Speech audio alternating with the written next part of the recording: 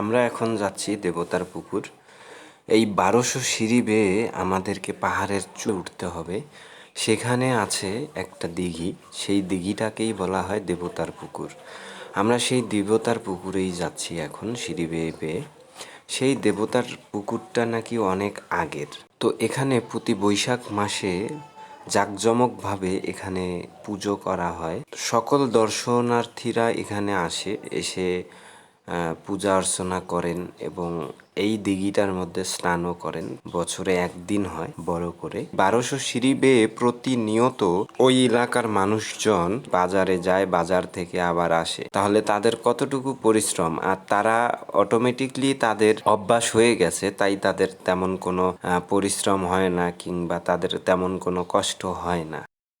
আমি একটা ঘটনা বুঝতে পারলাম না। আমি যখন সিঁড়ি বেয়ে আসতেছিলাম তখন আমার সাথে এই কুকুরটা আর একটা হলুদ একটা কুকুর আছে, এই দুইটা কুকুরে কেন জানি আমার পিছ ধরেছে। তারাও আমাদের পিছে পিছে এবং সামনে সামনে এগিয়ে এগিয়ে যাচ্ছে। আসলে এটা আমি বুঝতে পারলাম না যে কুকুরটা কেন আমাদের শুরু থেকে শেষ অবধি পর্যন্ত ছিল। অবশ্য কেন, কি জন্য সেই কুকুর দুটাও আসছে এবং আমাদের সাথে গেছে, আমি এটা এখনো বুঝতে পারিনি। এটা কি কাকতালীয় ভাবে কোনো কিছু হাঁপাই গেছি। আবার এই সিঁড়ি বেয়ে ধরেই এই যে জঙ্গলের ভিতর দিয়ে যেতে হবে, এই জঙ্গলের ভিতর দিয়ে। তো এখন এখানে একটু বসবো রেস্ট করার জন্য। বাইরে থেকে যারা আসে তারা যদি কখনো হাঁপিয়ে যায়, সেক্ষেত্রে তাদের বসার জন্য এই ঘরটা করা হয়, যে তারা যেন এখানে রেস্ট করে তারপরে আবার এই সিঁড়ি বেয়ে যেন সেখানে পৌঁছতে পারে। দুইটা মিলে ৫০ কেজি না, মানে ৫০-৫০-১০০ কেজি আছে দুইজনের কাঁধেই। এটাতে ২৫।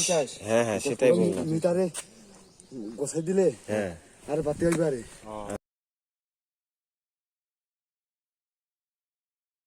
আমার সাথে আমার ভাই আছেন। ভাই আমাকে পুরো হেল্প করতেছে, অনেক পরিশ্রম করলো আমার জন্য, যে এতটা সিঁড়ি বেয়ে তিনি নিজেই উঠে আসলো এবং আমাকে নিয়ে নিজেই আসলো, যে আমার যাতে কোনো প্রকার কোনো ক্ষতি না হয় বা কোনো অসুবিধা না হয়, সেক্ষেত্রে ভাইটা অনেক হেল্প করতেছে আমাকে। সেই সাইনবোর্ড দেবতার পুকুর ও নুনছড়ি ছড়া, এই সেই দেবতা পুকুর। দেবতার পুকুর আসলে এটার গল্প আমি ওইভাবে জানি না, তারপরেও প্রায় ১২০০ সিঁড়ি বেয়ে এই পুকুরে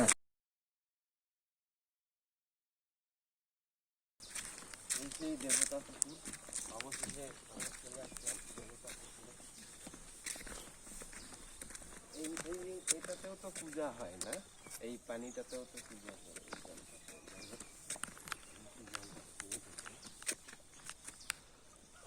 পুকুরটা কতটুকু গভীরতা এটা কিন্তু কেউ এই পর্যন্ত খুঁজে পায়নি। আর এখানে নাকি বিভিন্ন প্রকার চেন কিংবা ডুবুরি তাদেরকেও নামিয়ে দেওয়া হয়েছে, তারাও এর অস্তিত্ব খুঁজে পায়নি। আমি যতটুকু শুনলাম, ইন্ডিয়া থেকে এখানে এসে তার মুখ হয়ে গেছে, যে নিচের জলগুলো সব উপর দিকে, মানে জোয়ারের মতো উপরে ওঠে। এই সেই দেবতার পুকুর আপনাদেরকে ঘুরিয়ে একটু দেখাচ্ছি। এখানে স্নান করা হয়, স্নান করা শেষে তারা এখানে অনেক মানত করে, মানতগুলোও নাকি পরিপূর্ণ হয় যতটুকু শুনলাম। তো এখানে স্নান করার পরে ওই যে আপনারা দেখতে পাচ্ছেন ওখানে শিব মন্দির আছে, ওই শিব মন্দিরে গিয়ে পূজা করে। তো চলুন আমরা এখন শিব মন্দিরের ভিতরে যাব এবং দেখব সেখানে। এই সিঁড়ি বেয়ে বেয়ে আবার উঠা লাগতেছে সেই মন্দিরে উঠে গিয়ে দেখলাম তালা মারা। এই যে হচ্ছে এটাই শিব মন্দির। পরে এখান থেকে আমরা বেরিয়ে আসলাম।